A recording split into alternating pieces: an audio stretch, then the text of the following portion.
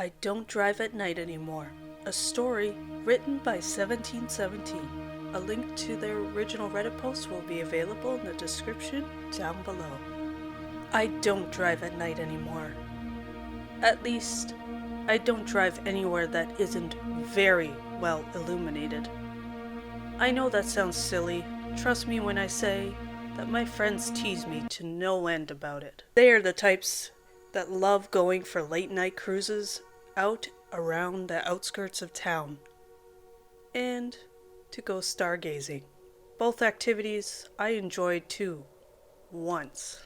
That was until that one night.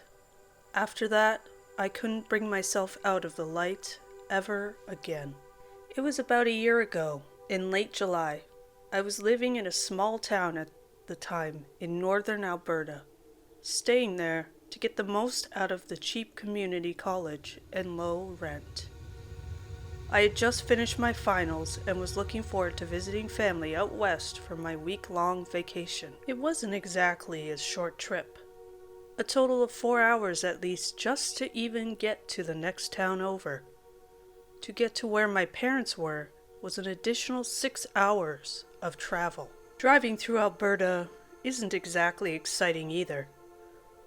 Not unless you enjoy wide open spaces and a lot of empty fields at least. It was about 4 a.m. when I got into my car. The bright idea to leave early that I had the previous night was now leaving me bleary-eyed and full of regret. I headed over to the closest gas station and stocked up on the usual road trip supplies. Energy drinks, chips, pretty much everything that looked good at the time.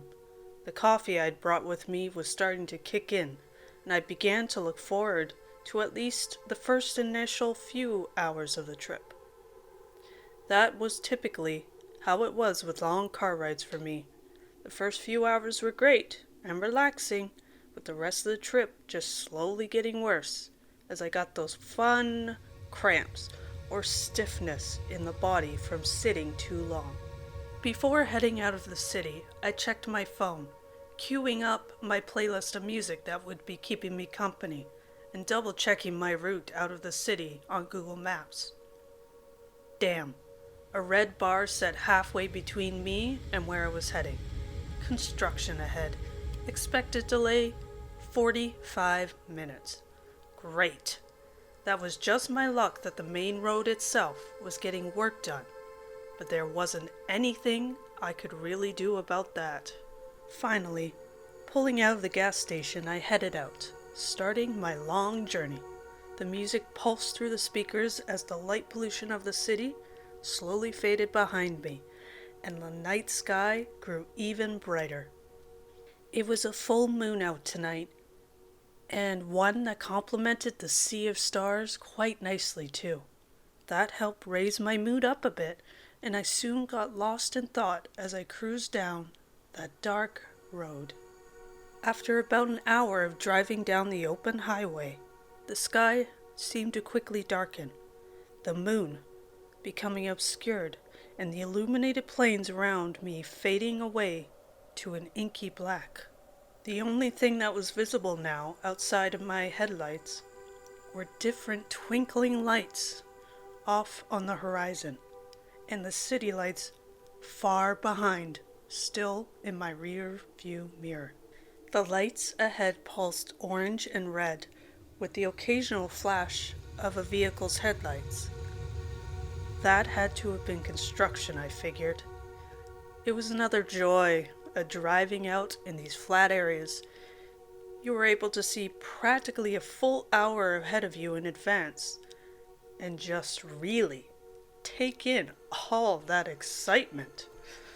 At night, without the moon's glow, it was a much different feeling than boring though. It kind of felt like you were driving through space itself, a massive black expanse all around you, with only the different bits of light off in the distance showing any real signs of life. Almost as though the night sky itself had dripped down and enveloped the ground below. I cursed and shielded my eyes as someone passed me with a set of far too bright to be legal headlights, night vision being lost immediately. By the time I could actually see again, thankfully having not flown off the road, everything that wasn't in my headlights was just pitch black now. The edges of my car headlight beams didn't seem to extend very far out either. Because of this, I almost missed a pair of cars that were off the side of the road, hazard lights going on and off to try and warn me in advance.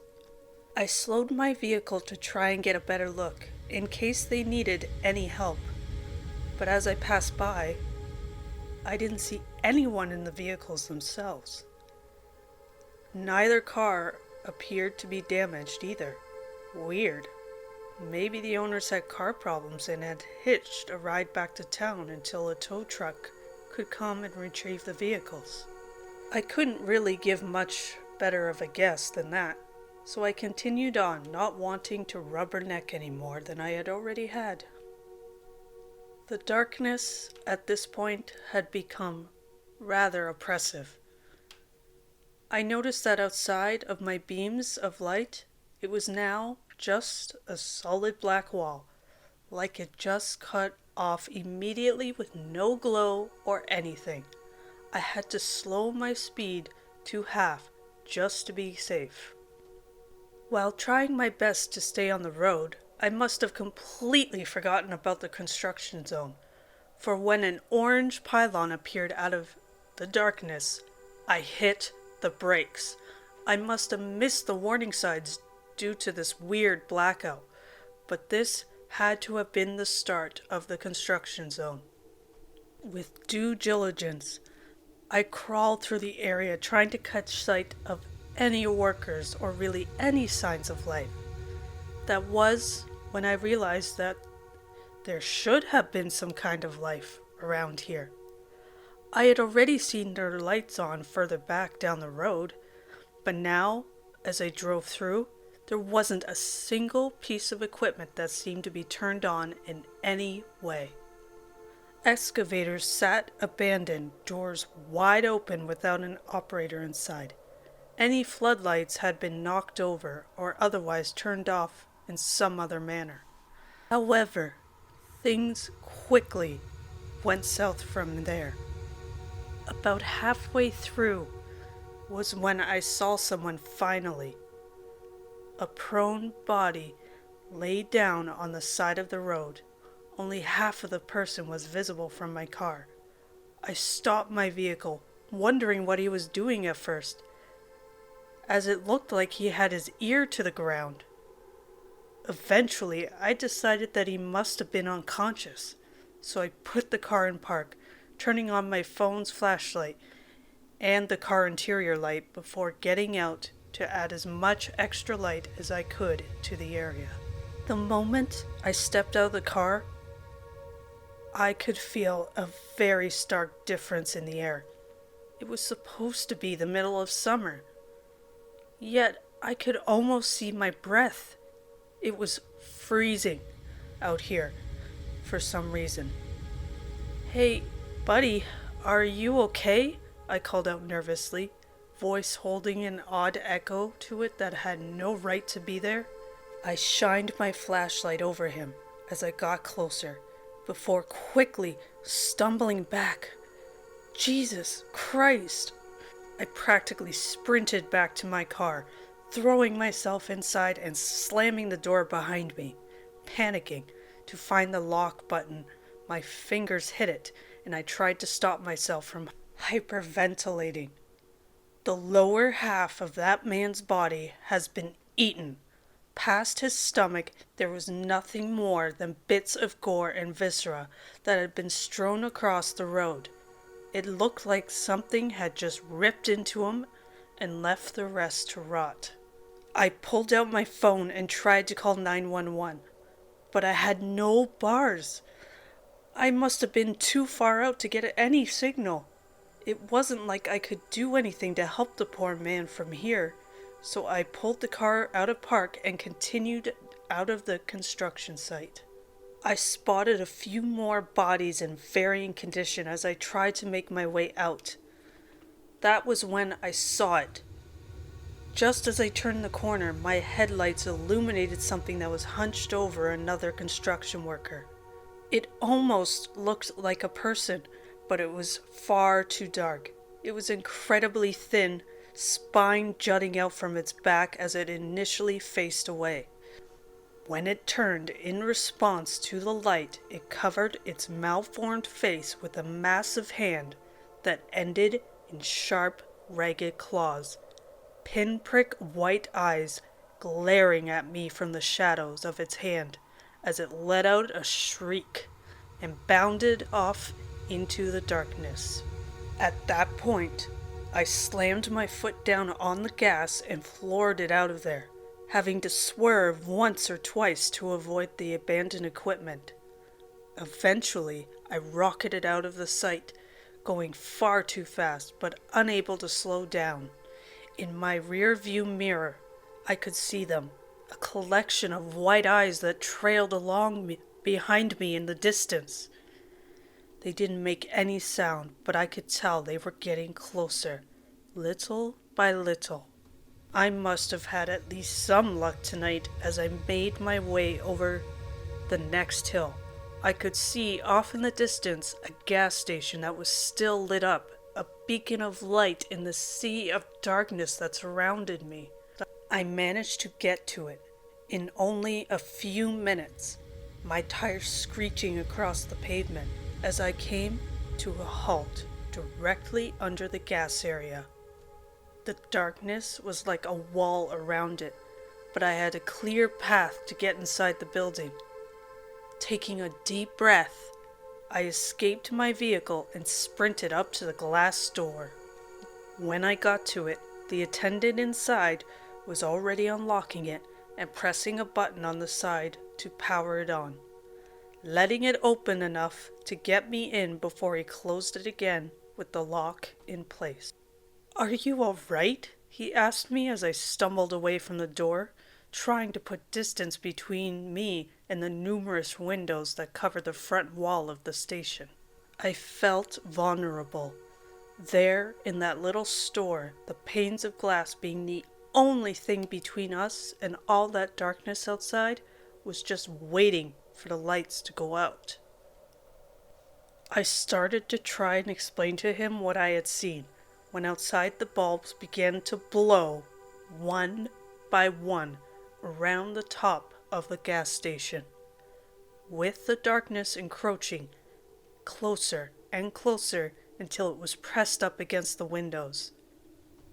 The light that was inside didn't seem to faze it at all now. Almost as soon as it had reached the glass, I could see them again, small sets of white eyes dipping in and out of the darkness. "What the hell is going on?" the attendant cried in a panic as he too backed away from the glass. That was when we saw the first crack appear on the window, the tip of a clawed hand pressing onto the glass as it singed underneath the bits of light that reached. "I don't know, just help me barricade this," I shouted back to him before shoving the shelves towards the front of the store. The glass held long enough for us to get a sort of half wall set up, but I knew it wouldn't hold them back forever. Turning to him, I asked, "Is there a security room or somewhere else we can go to hide in here?" He nodded, saying, "In the back room. It's small, but it should fit us both." We got into the security room and shut the door, sliding the heavy lock into place before settling in. The room was small, but well illuminated. A row of 6 TVs showing different camera angles from around the building. 4 of them were completely blacked out, with only 2 left that were inside the store itself. One was positioned in the main lobby, and the second was pointed just outside our door. Only a few minutes after we had entered the security room did the front windows shatter, We only got to see a couple of seconds, but we watched the shelves get pushed aside and inside go completely black.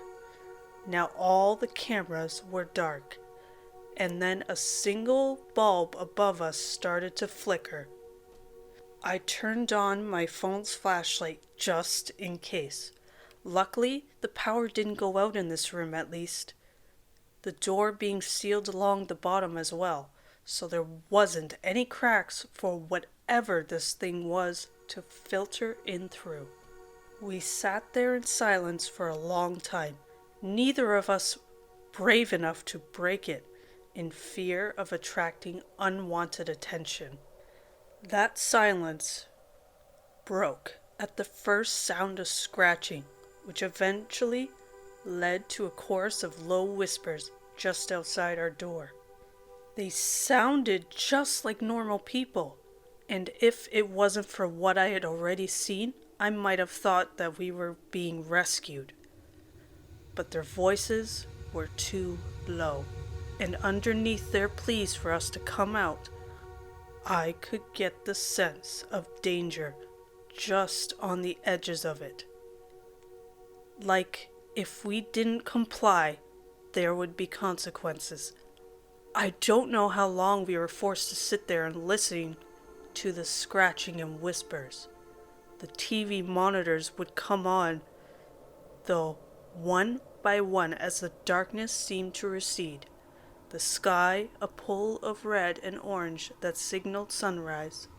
We waited until the sun was well above the horizon before opening the door slowly and taking our first steps outside. The store was trashed, glass everywhere, along with what looked like hundreds of footprints that had trampled across the merchandise.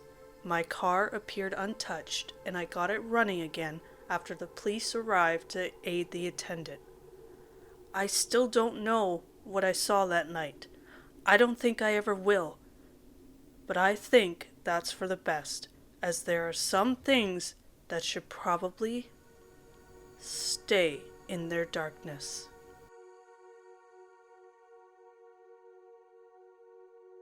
Hey guys, thank you for tuning into another one of my narrations. And remember, if you'd like a chance for me to narrate your stories, please send them to the email in my description down below. And that's all from me this week. I'll see you guys next week with a brand new video.